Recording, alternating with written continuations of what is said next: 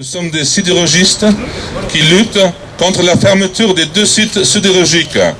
Des sites où certains d'entre nous ont travaillé pendant des décennies, qui sont presque devenus une sorte de deuxième famille. Nous faisons un métier de sidérurgiste que nous aimons tous et que nous risquons de perdre. Nous nous sommes réunis aujourd'hui pour manifester. Nous manifestons d'abord notre présence et que chacun ici dans cette ville et dans ce pays et dans la grande région sache que de nouveau le capital va sacrifier 2 sites industriels pour la seule et unique raison d'augmenter son bénéfice. Nous manifestons contre la fermeture de nos sites de Chifflange et de Rodange, mais nous manifestons également contre la perte des emplois industriels. À M. Mittal, qui en 2006 disait qu'il avait grandi avec l'acier et qu'il avait de l'acier dans les veines, je pense que cela est faux. Il n'a que des dollars dans les veines.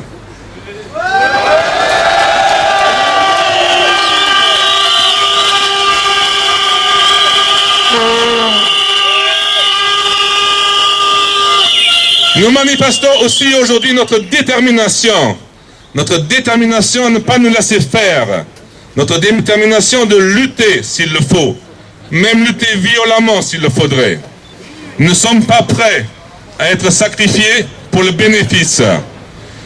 Nous manifestons aussi parce que les accords tripartites signés entre 3 partenaires ne sont plus respectés par un seul des 3 partenaires. Mais qui êtes-vous, M. Wörth ou M. Mittal, et avec quel droit vous n'avez pas besoin de respecter les accords signés avec nous et avec un gouvernement? Est-ce que l'argent vous donne maintenant tous les droits?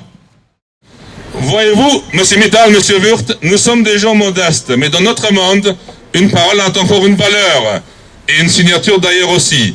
Dans votre monde, ça ne semble pas être le cas. Et de quel droit vous vous permettez de rompre l'accord sur le sauvetage des 2 sites avant même que les mesures engagées n'aient pu porter leurs fruits? Sachez que nous, le personnel, avons respecté notre partie du contrat du plan de sauvetage.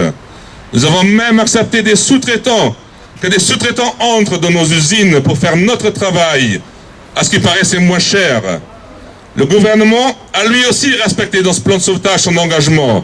Le seul qui ne l'a pas respecté, c'est vous, M. Wörth, c'est vous, M. Mittal. Alors, qui va nous garantir que le prochain accord que nous allons commencer à négocier aujourd'hui va aussi être respecté, ou sera-t-il aussi rompu?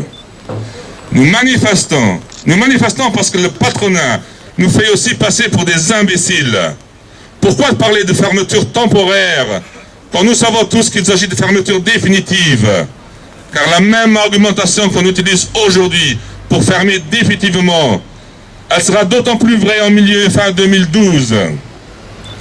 Pourquoi ne parler de 600 personnes qui sont touchées, si en réalité, nous savons que le nombre est bien supérieur?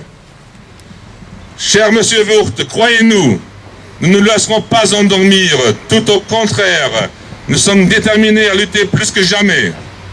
Nous exigeons qu'aujourd'hui, dans cette tripartite, toutes les cartes et la vérité soient mises sur la table, afin que nous, le personnel, ne soyons plus dans l'incertitude. Savez-vous ce que cela signifie de rentrer chaque jour dans l'incertitude? On continue à produire, il y a de l'espoir, on arrête, et qu'est-ce que je vais devenir? Et puis pour nos familles, on pourra garder la maison, on devra la vendre. Cette incertitude nous tue. Monsieur Wörth, soyez certain d'une chose, nous n'allons pas accepter d'aller avec nos familles dans la misère pour que vous puissiez augmenter votre bénéfice. Sachant que dans ce cas-là, nous n'aurions plus rien à perdre et que nous réagirons en conséquence.